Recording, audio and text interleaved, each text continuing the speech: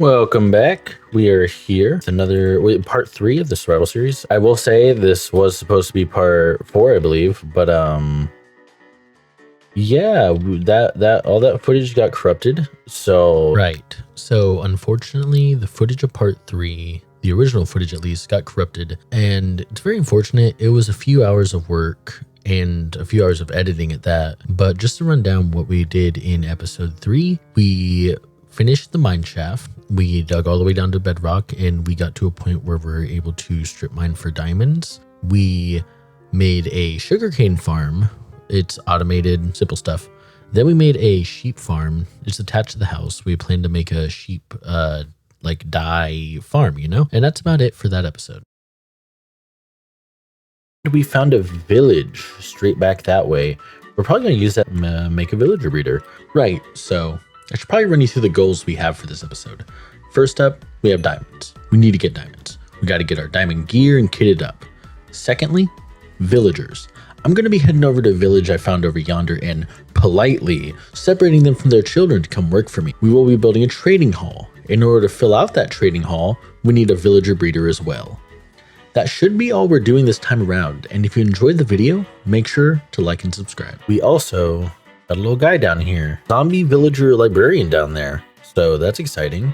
So I'm probably going to go strip mine. I'm probably just going to do a mining session.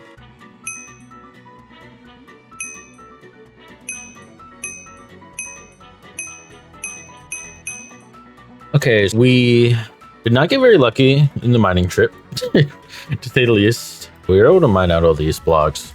We're going to save these so that we can use them in future build projects. The mining trip did not go as planned. I dug out a simple branch strip mine with a main 3x3 tunnel, digging out every 3 blocks for about 100 blocks. After about an hour of mining, we got maybe 15 diamonds, which of course is not ideal. No worries though, maybe we can test our luck working on the villager breeder and trading hall. But first things first, we need some more wood.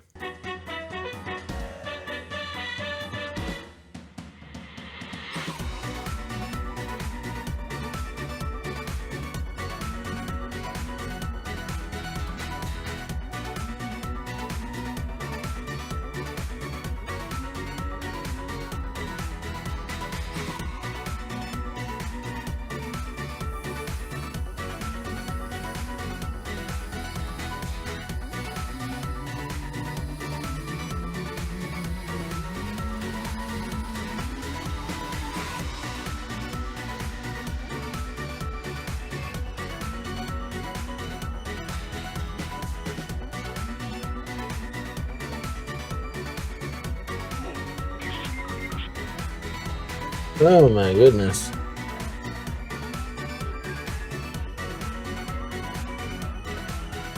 And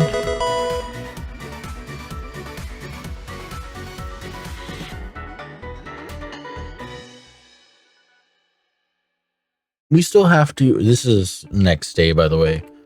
Well, actually it's 2 days later. We have to finish this still. First and foremost though, build our villager breeder. And in order to do that, we need to gather materials. So we need dirt, we need glass. First things first, we're going to dig up some sand. We need a decent amount of glass for a roof. Sure that villagers don't turn into witches. Have some light. We try to treat our villagers not humanely, but like, good. Okay. I am still waking up a little bit. In case you guys didn't know, I typically record almost immediately after waking up each day. Well, not each day, but when I can record. Typically record the Forever series immediately upon waking up. I do like my regular morning activities, morning chores, and I go to the store and I get I get a couple drinks and I get myself a hot dog for breakfast. It's kind of been my routine lately. And as for what we're drinking today, this is what I typically drink. I'm just drinking Arizona watermelon fruit juice, and it is delicious. Then we need to make some beds, which shouldn't be a problem. Then we're gonna go to the mountain. And I figure I come back here with a fortune pick and get all this coal. I don't want to mine it right now without fortune. The only reason the rule doesn't apply to iron is because we'll eventually have an infinite source of iron. And I guess there is sort of an infinite source of coal, right? In form of wither skeleton farms. I've never made one. I've never done too much. Like, I've never taken huge steps towards like huge optimizations within my world, like mega farms, or even just like big, or like, how do I say that? Like weird farms, I guess, for like mobs that like you don't typically, make farms for oddly specific stuff. Like I've never had the need for a wither skeleton farm. I've never had a need to grind out wither skulls. So typically I would just, getting one beacon would be an accomplishment in itself for me. Okay, back home. Let me sort my inventory. My friends are always clowning on me for my inventory management, like my hotbar management specifically. There, is that acceptable? And in case you're wondering why I decided to do a trading hall like before even beating the game, I just think of it as like one of those things that like you can just kind of do whenever. It's not ever really the hardest. It's just a little bit time consuming. And sure, I'm sure it could be sped up if you had late game gear, but like, I don't know, you can just do it. To me, it can be as entry level as you want it to be, especially if you want to like just skip the enchanting phase altogether. Just because I am among those who do not like the enchanting system and thinks it's kind of bad. Personally, at least, I think it's a wee bit bad. Alrighty then, the villager breeder's done. Now all that's left is to get the villagers. Oh, roof. We won't worry about the roof for now.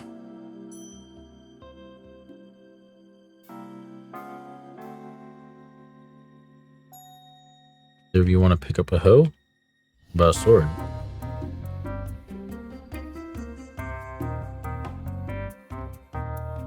God damn it. Ooh. Oh, come on, man. Oh, why am I messing this up?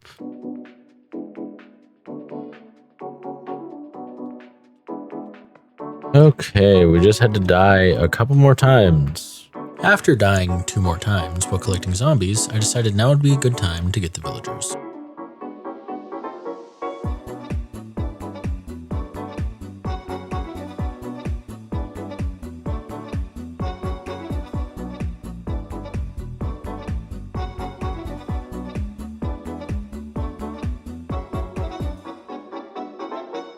Our villager breeder is officially set up. Now, in order to make cheap trades like mending for 1 emerald, we need to take our villager friend and introduce him to a zombie friend, and then just have them coalesce until we get a zombie villager. Then we need to take that zombie villager and combine it with a golden apple splash potion of weakness, which should cure the zombie villager and reduce its trade rates. But in order to do that, we need gold. So to the nether we go.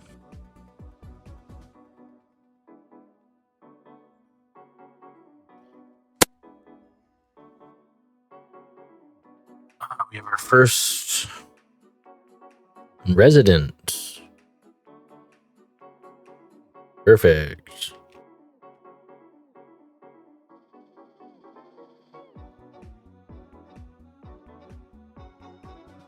Why do you do this to me, man?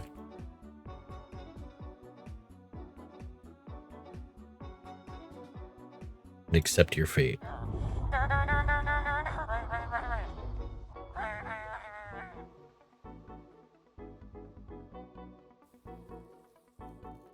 After much trials and tribulation, our first discounted villager had made it into the trading hall. Now just to repeat that 15 more times.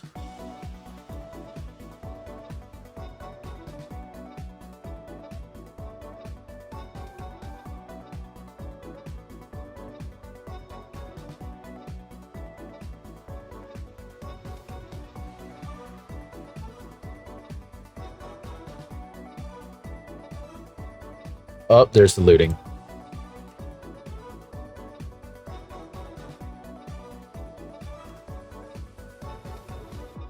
I'm actually curious to know if people are interested in any sort of other content, whether it be a game that isn't Minecraft or if it be other type of Minecraft content. I tried the horror mods with some friends, and that was I got some pretty good clips out of that. And it was actually making a pretty good video. I had a whole idea behind it. It was structured kind of like a ghost hunting show, because I've always been a big fan of like Ghost Adventures and Ghost Hunters as a kid. Go with like a lot of cinematic angles and like dramatic voiceovers about the stuff happening in the horror mod pack. It just got a little stale over time, just because I mean, horror mods in Minecraft are infamous for being a bit repetitive, let's say. So we started getting just less, not even just bored, but kind of frustrated with it, because a lot of the mods were kind of just made to inconvenience you and very quickly stopped being scary. So we ended up stopping and not really getting any good footage after that. The problem is I accidentally deleted the footage. I accidentally permanently deleted the footage. Don't ask me how. I'm not the brightest, let's just say. I was actually really upset. I was considering like just stopping YouTube altogether, but then I was like, well, like, come on. This type of stuff is just gonna happen. After like 10 minutes of moping about it, I locked in. I told my homies, hey, get on, we're gonna record more. I lost all the footage. And then, yeah, they hopped on, we recorded more, but yeah, it just ended up not being very usable because of the nature of Minecraft horror mods. Yeah, like if you want some more, I don't know, if you want like solo content of Minecraft horror mods, because I am not good with horror content of any kind, and it would be a much different experience from me playing with my friends, just because I would be a lot less brave and a lot more wary to do things. Let me know, just like comment down below if you're interested in that, or just in general, if you have ideas for like stuff you want to see, if this happens to appear on your YouTube feed and you like it, just let me know what you might enjoy watching. I am an open book when it comes to the type of content I am willing to make. So the villager trader is almost completely set up.